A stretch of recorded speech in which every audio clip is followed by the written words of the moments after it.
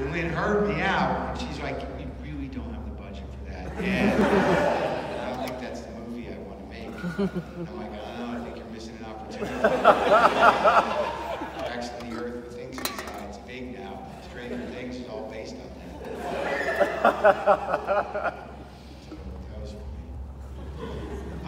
What is improvising like in the context of this film in terms of your stand-up and ability to control improv versus a collaborative process where you have 4 comedians or actors, that was each maybe on their own?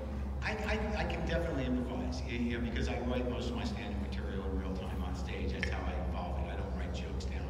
I write ideas down and process them with an audience. So I can improvise and I can listen and I can talk to people. I've learned how to engage my empathy and all that stuff. And I think in acting, I can be very present. But I was very intimidated initially because I can improvise within me. I'm not like, there's probably, I'd say probably 98% of you have taken improv classes.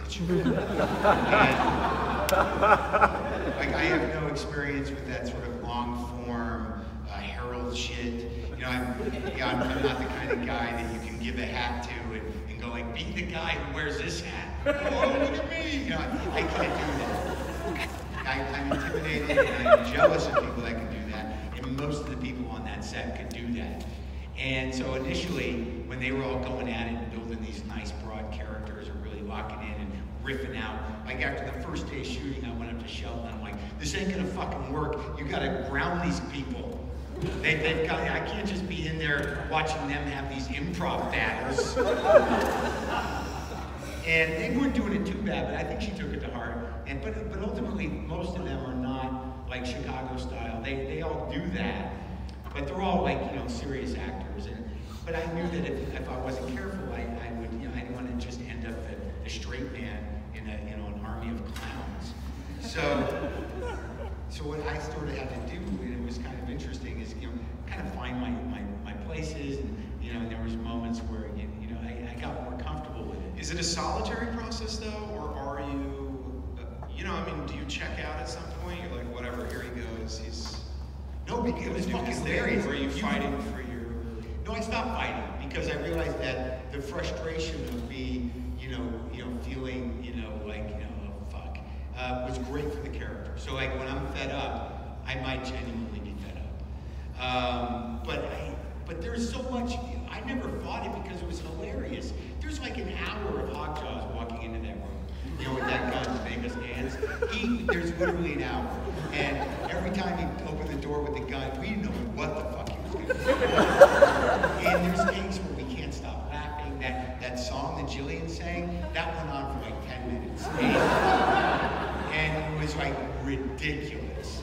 There were definitely moments in that movie where she had to make choices, because when you're riffing like that, everything's happening organically. And I think you can feel that in the groove of the movie. But even with Tim Paul, who played the bearded redneck guy, when I kind of figured out that it would be interesting if I knew them when they were kids, right?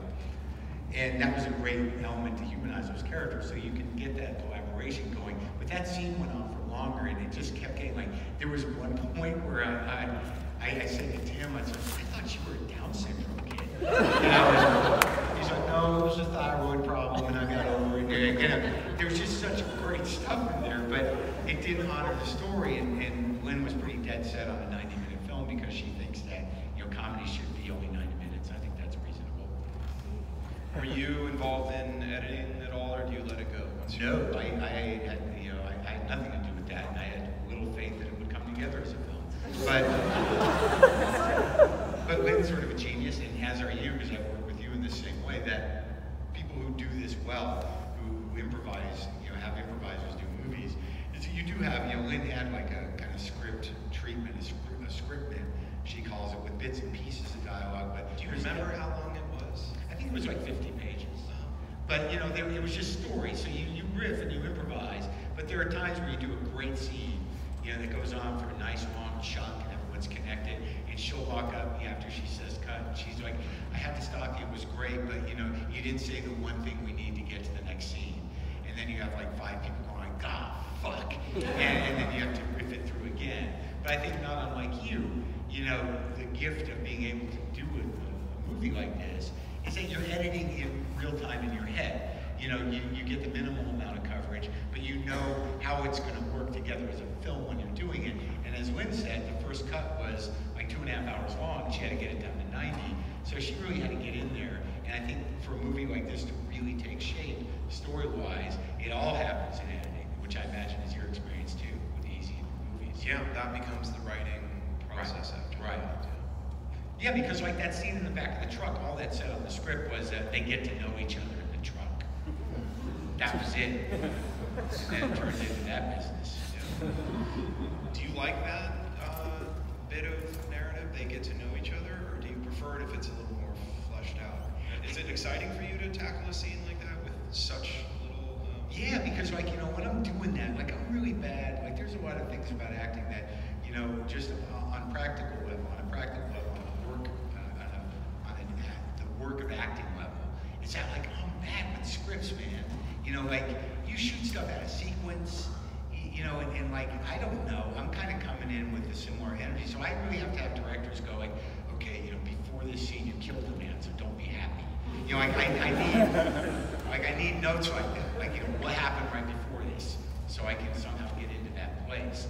But in terms of the sparsity of that, no, it was great because at that point we had some backstory. Some of it was similar to me, some of it was me making up things for that guy, and then you just kind of roll it out, you know. And once you kind of get the groove of the guy and the emotional core of him, you pretty much stay in it, which is tricky with improvising. With scripts, you know, if I'm ever nervous, like, you know, am I still going to be Sam next season of Glow? Well, it's written, so like, you know, the parameters of that guy are on the page, and that's helpful. But in something like this, you know, because I knew this guy, and half of it was sort of kind of like me, other than I don't think I would ever stay in something that heartbreaking for that long, and I don't think I'm that resigned to misery, and I don't, you know, I don't know that I would, you know, suck it up as much as this guy has. So there is a difference, but you know, for me, acting is really like, what do I have to turn off in my personality to honor this character? You know what I mean? Like Sam Sylvia in Glow, he's not neurotic, he's not self-reflecting. So that was a relief to shut that shit up. So that's sort of how I figure out how to stay in the groove. And are you learning technique? Like the more you do it, when Lynn comes to you and says, that was amazing, that was all really connected, that take felt great, but you didn't say the one thing. Yeah. Are you deflated? Like, shit, you know, that was the one. No. I'm like, I get it. I love directors who give me notes. Like, you know, because I'm pretty good at adjusting, and I don't always know, you know, the right choices. I'm usually operating at an intensity that's a little too, like, I did that Joker movie, you know, the new Joker movie coming out. Thank you. Well, you know, I'm not really a comic book guy, but you know, when the guy calls, as a matter of fact, I'm relatively condescending about Marvel movies. And you're plotting the Marvel movie or my attitude about it. Yeah, well, you know, people are always like, is it a little hypocritical? I'm like, I don't know, it's a DC movie. It's a different universe entirely, I think. But you know, when you get a call, like, do you want to do a scene with De Niro and Joaquin Phoenix? What am I going to do? Like, I'm not really a comic book movie guy. Sorry, I can't help you out. But here's the point I'm making about taking notes as an actor. Because a lot of directors I've talked to, they're like, they hire the guy that can do the job, and they expect him to do the job. For me, I'm sort of like, whatever, you know. So I got this one scene with De Niro. It's a walk and talk, you know, which is like we're walking and talking. And, you know, and I'm basically, you know, we rehearsed it once. I met Robert De Niro, and Joaquin I didn't meet because he was in the Joker, and, you know, so we're like, all right. And, you know, so I pace around and smoke. Like, he's not available for conversation. Yeah, okay, I can live with that. But De Niro and I go through the scene, we rehearse it once, and, you know, and Snyder goes, all right, let's shoot one. And I'm like, all right, let's go. So we're about ready to start walking, and he goes, action, and I'm just immediately like, rah, rah, rah, rah, you know, like yelling at this level, you know, this intensity.